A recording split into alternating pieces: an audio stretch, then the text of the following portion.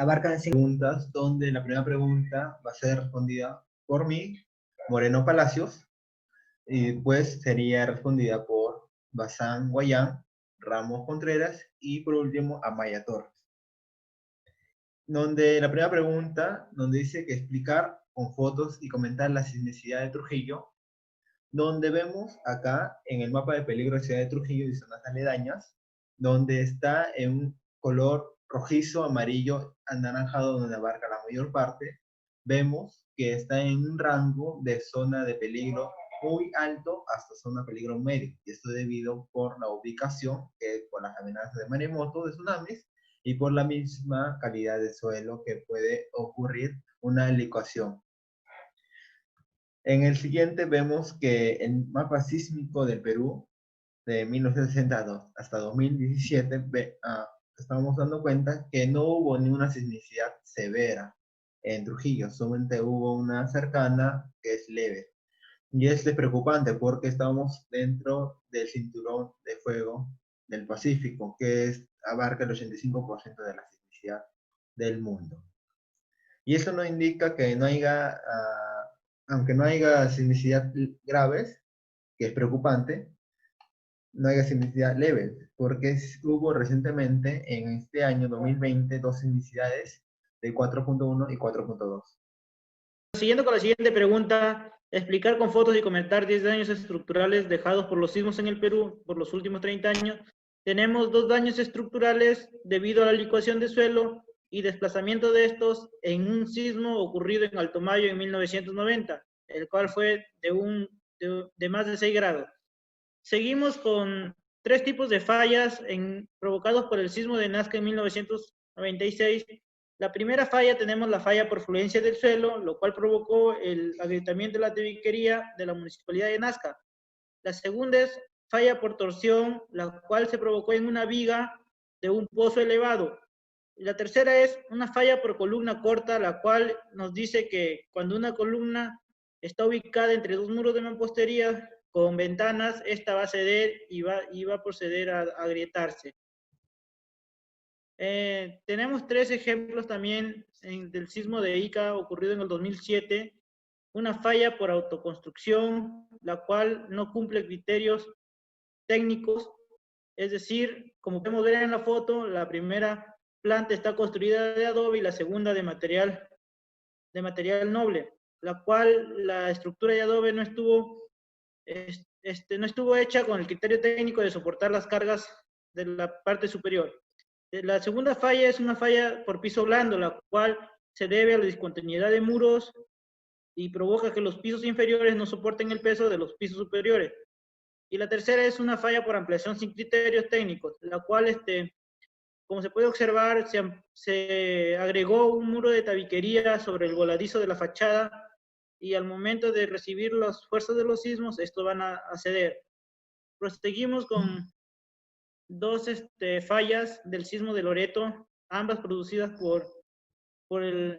bueno, la primera falla es por la falta de reforzamiento en el adobe con cemento ciclopio y la segunda por la licuación del suelo.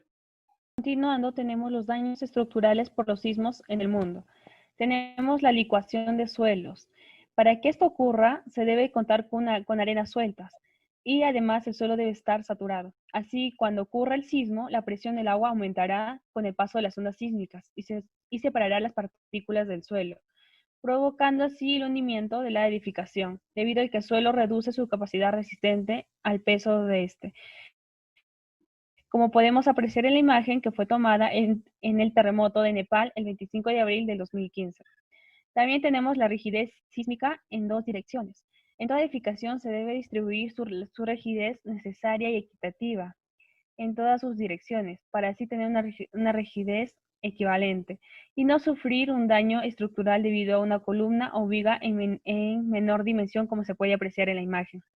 También tenemos las fallas producidas por separaciones entre edificios adyacentes, que ya al no existir una adecuada separación de colinancia, en el momento del sismo serán los más vulnerables debido a sus distintas vibraciones, sobre todo en edificaciones con distintas alturas. También tenemos fallas debido a la discontinuidad de elementos estructurales, que esto se debe a la suma importancia de que los elementos estructurales deben estar continuos desde los cimientos hasta su último piso, para que así no se produzca una concentración de esfuerzos en puntos críticos, como se puede apreciar en la imagen que fue tomada del sismo en Puerto Rico del 11 de enero del 2020. Tenemos el confinamiento deficiente. Esto se debe a que no se cumple con las medidas que recomienda la norma, pues se sabe que en la parte superior e inferior de la columna los estribos deben estar separados por una distancia menor. Lo mismo sucede en las vigas. A sus extremos, los estribos deben estar más sujetos que los otros. También tenemos columna corta, que se da porque se somete a una gran rigidez en la parte inferior de la columna, y en la superior no hay rigidez, y menos aún rigidez a los costados, que impida el desplazamiento como se puede apreciar en la imagen. Además, tenemos el piso blando, que se dice así a aquellas edificaciones donde se han retirado elementos estructurales como placas o muros en el primer piso, causando un mayor peso debido al comportamiento rígido de los muros o placas de los pisos posteriores. Como se puede apreciar en la imagen que fue capturada en el sismo de Puerto Rico el 11 de enero del 2020. Continuando con la exposición, vamos a definir algunos conceptos. Masa. Masa viene a ser la cantidad de materia que posee un cuerpo sin unidad de medida en kilogramos. Rigidez es la capacidad que tiene un cuerpo a resistir a las deformaciones. Flexibilidad viene a ser la propiedad opuesta a la rigidez, es la capacidad que tiene un cuerpo de formarse. Periodo es el tiempo que demora un ciclo de vibración. Frecuencia es la inversa del periodo, es la cantidad de ciclos que se pueden realizar en un segundo. La amplitud es el desplazamiento máximo. Ahora pasamos a desarrollar el primer ejercicio. El problema de vibración libre nos pide determinar la frecuencia de vibración y nos da una estructura de rigidez constante, donde tenemos un empotramiento, una rótula y un apoyo libre. Primero, ubicamos una carga unitaria en la posición de la masa y encontramos las regiones. Posteriormente encontramos el diagrama de momento, que es ya. Una vez que tenemos el diagrama de momento, vamos a calcular el coeficiente de flexibilidad, que es igual a la sumatoria de la integral de momento 1 al cuadrado por diferencial de x sobre y. Desarrollando la integral por el método de Simpson, encontramos que el coeficiente de estabilidad nos resulta 375 sobre y. Luego calculamos el coeficiente de rigidez, que es igual a 1 sobre el coeficiente de estabilidad, que nos resulta y sobre 375. Finalmente calculamos la vibración, que es igual a la raíz cuadrada del coeficiente de rigidez sobre la masa. Reemplazando valores nos sale 0.057 raíz cuadrada de I sobre M. Pasando al siguiente problema de vibración forzada, nos piden determinar la amplitud máxima de vibración y nos dicen que la carga armónica es de 16 kilonewtons y que la frecuencia de variación de la carga al cuadrado es igual a 0.6 y la frecuencia. Y no se considera la rigidez constante. Lo primero que debemos hacer es ubicar una fuerza unitaria en la masa y asimismo una fuerza unitaria para la carga y diagramarlos y hacer los diagramas de momento. El siguiente diapositiva. Como tanto la carga armónica como la masa coinciden en la posición, tendremos que los diagramas serán iguales o similares y pasamos a calcular el coeficiente de estabilidad. Igualmente, aplicando Simpson, nos va a dar un resultado de 2.60 sobre I. Luego calculamos el coeficiente dinámico, que será igual a 1 sobre 1 menos la frecuencia de variación de carga entre la frecuencia al cuadrado. Reemplazando nos da un valor de 2.5. Finalmente encontramos la amplitud máxima, que es igual a la deflexión estática por el coeficiente dinámico. Reemplazando los valores nos sale un valor de 104 sobre I. Con la exposición vamos a explicar las etapas de proceso de investigación en ingeniería sismo resistente, empezando por el estado del arte, donde vemos las principales líneas de investigación que tenemos métodos probabilísticos, donde se estudia los sismos como procesos eventuales y no estacionarios. Integración suelo-estructura, el contacto dinámico, cimentación suelo y superestructura. Asimismo se considera el suelo como un elemento que participa en el movimiento sísmico. Tenemos la no linealidad geométrica, a los diagramas no lineales de desplazamiento de formación física, al diagrama de fuerza de formación constructiva a los procesos por etapas. Luego tenemos el trabajo espacial y múltiples componentes de acción sísmica. Por último tenemos el diseño por desempeño, donde se sigue el proceso primero analizando los materiales, diagrama de fuerza de formación, luego los elementos estructurales, diagrama de momento de curvatura, luego se hace la dirección de rótulas y finalmente la curva de capacidad y los niveles de desempeño de la estructura, que tenemos 3 niveles: ocupacional, seguridad de vida y cerca del colapso. Continuando con la segunda etapa, metodología de cálculo, la investigación puede ser de carácter experimental cuando se elaboran modelos de diseños y puede ser también de carácter teórico cuando se elaboran fórmulas de diseño. La más difícil llegaría a ser la de carácter teórico, ya que esta crea ciencia de la más pura.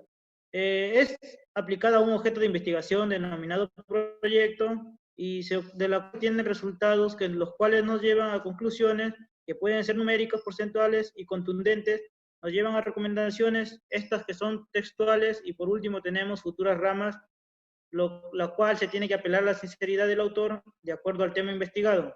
Bueno, tenemos 4 modelos de diseños, de los cuales son el modelo de Barkan y Sabinov, el modelo de Ilchék, el modelo de Sarsian y el modelo de la normativa rusa.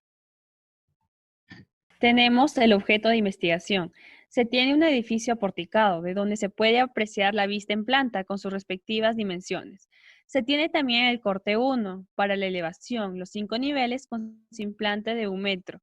Y tenemos la codificación de elementos que nos permite saber dónde ocurren los elementos más críticos, teniendo previamente la codificación de barras y nudos. En la siguiente diapositiva se puede observar las edificaciones sin y con interacciones en suelo-estructura. La diferencia es de que sin interacción lo tomamos como empotramiento en la base, como se puede observar, y en este modelamiento se pueden realizar en SAP 2000. Recomendaciones de líneas futuras de investigación. En ese punto tenemos que rescatar 2 gráficos explicados en el video, que hace una comparación con la norma rusa, con la norma peruana y el acelerograma de Moyobamba con el de Lima. Si vemos en el desplazamiento máximo del centro de masas con el momento flector del máximo, se da cuenta que la norma rusa está más cercana a un acelerograma que está ubicado en Lima. Y esto es conveniente porque están diseñando una estructura ante un sismo de una gran magnitud. Por eso se le recomienda que se debe incorporar en la norma peruana una interacción del suelo. Y hablando con el análisis de la estructura, acá hay 2 imágenes, donde la primera, que se refiere a la distribución de esfuerzos, que se denota que la parte más alta es la parte de cimentación y después progresivamente va bajando, y esto es detallado por un método. Después, en otro método, se da cuenta que en la parte donde se está uniendo la viga con la columna, hay una interacción alta donde es más probable que haya una rótula plástica. Muchas gracias.